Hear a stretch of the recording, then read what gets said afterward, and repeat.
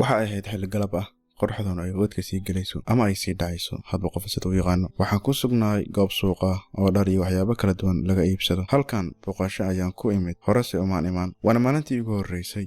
waxaan la kulmay dhowr qofood oo aynu ballansanayn. markay ay soo gabagabeen kulamadii ayaan weydiiyey mid ka mid ah asxaabtii aan la kulmay bal inay ii tilmaamaan goob aan ka cunteeyo sida mool ama maqaayado waaweyn, maadaama aan joogo waddan aanan isku cunto ahayn. habkariska, habdhadhanka, nasiib wanaag waxay ii tilmaameen mool in xoogaa ah ii jiray, waxayna ii buukimeen taksi igeeya halkaa. sidii baan ku tegay moolkii. gudaha ayaan u galay moolka ayaan ka cunteeyey. cunto kadib xoogaa baan moolkii iska sii joogay, sababtoo ah waxaa halka ka socday xaflad oo moolka dhammi uu camirnaay. saacad kadib ayaan go'aansaday inaan ama baxo oo aan hoyaado, maadaama aanan kala garanayn magaalada. waxaan isku dayay inaan buukinto taksi igeeya xaafadii. nasiib darro waxaa iga lumay kaarka aqoonsiga ee hoteelka oo aan ku garan lahay halka uu ku yaallo ama hoteelka lambarkiisa. markii aan xoogaa jahawareersanaay, madaxuna ay xanuunay, ayay igu soo dhacday in hoteelkan magaciisa aan weydiiyo shakhsigii ii buukimay oo markii horeba ayaa liiga buukimay. waxaana ii buukimay mid ka mid a asxaabteyda aan ku lahaa waddankaas. nasiib wanaag waan wacay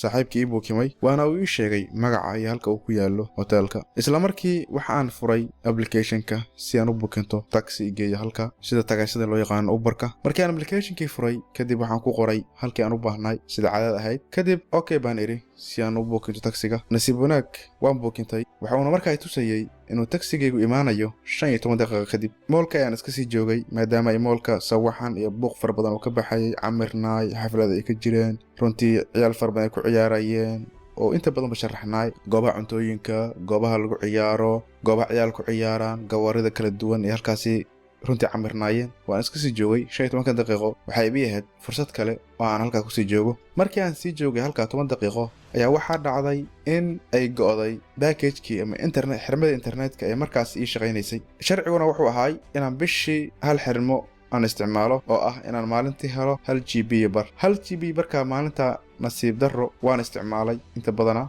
oo waa iga dhamaatay. markaas bay go'day. sidaa darteed markii aan 10 daqiiqo sugay bay go'day, laakiin anigu ma dareemin oo waayo waxaanba ku mashquulsanaay daawashada waxyaabaha kala duwan ee moolka socda. markii aan 15 daqiiqo asir waa kasoo wareegtay baan saacadii fiirshay 20 daqiiqo kasoo wareegtay. soo marka waxaan isir bal fiiri taksigaadii ma yimid mise weli waa jam baa jirayo wuu soo dahay. taleefankii baan soo furay. markuu sidaa igu celcelshay 15 daqiiqo oo ka dhaqaaqi leeyahay baan ka shakiyey. sidaa darteed refresh baan iri ama bal update garay. waan update gareeyay oo refresh gareeyay. kadib maba shaqaynayo. wuxuu leeyahay error buu soo qorayaa, ma shaqaynayo. markaan dhowr daqiiqo ku celinayay baa fariin ii soo dhacday. marka fariintii baan furay.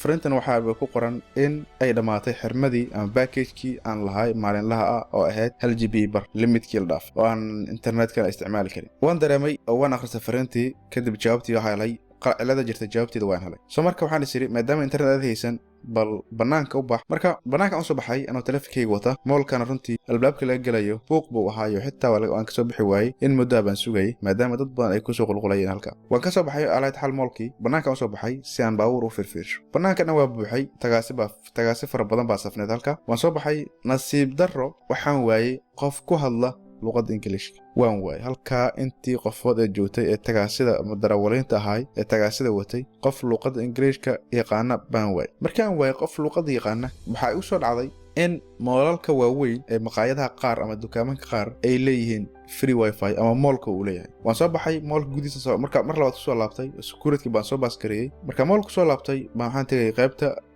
moolka managementiga ama staffka halka uu jooga. waxaan ku yiri moolku ma leeyahay free wifi. waxay igu jawaabeen maanta wifi-gu ma shaqaynayo waayo xaflad baa halka ka jirta, waa u jeedaa. waan ka tegay, laakiin waxay tilmaameen si wanaag maqaayad kamid ah maqaayad halka ku yaalay oo la yiraahdo Starbucks. badankii mataqaanaa filaya. marka maqaayadii tilmaamay wifi free. waan soo baxay maqaayadii baan soo aaday. maqaayadii sidoo kale waa full. sidaa darteed wifi-geeduna ma shaqaynayo. haddana waxaa dhacday in aan arko mobilkaygii oo sii maraya 2% ama 2%, sida taqaanaa. sidoo kale dama naxdin kale waxaan isku dayay inaan bal qorto ama aan warqad ku qorto magaca hoteelka ama lambarkoodaba si aan hadhow lacag xataa haddii aan iigu suurtagal weyso ama teleefon kale ama qof kale aan iraado bal lambarkaan ii wac. qalin baan qof meesha maray ii dhiib si aan u qorto. markuu qalinkii ii dhiibay oo aan warqadii qalinkiisa saaray oo aan qoray 2 lambar ugu horreeyay, teleefonkii waa dumay. halka haddana waxaan kala kulmay runtii layaab kale ama maskax xanuun kale baa ila soo darsay. sababtoo ah teleefonka iga damay awal internet la'aan baan ka walwalayay, hadda teleefonkii baa damay. sidoo kale ma hayo hotelka magaciisa iyo weliba meesha uu ku yaalay ama lambarkiisa ma hayo laakiin hotelka magaciisa ayaan runtii xasuustay oo aan runtii marka horeba meesha ka akhristay oo saaxiibkeena buu ii soo diray marka hotelka magaciisa waa hayo laakiin lambarkii iyo meesha uu ku yaalay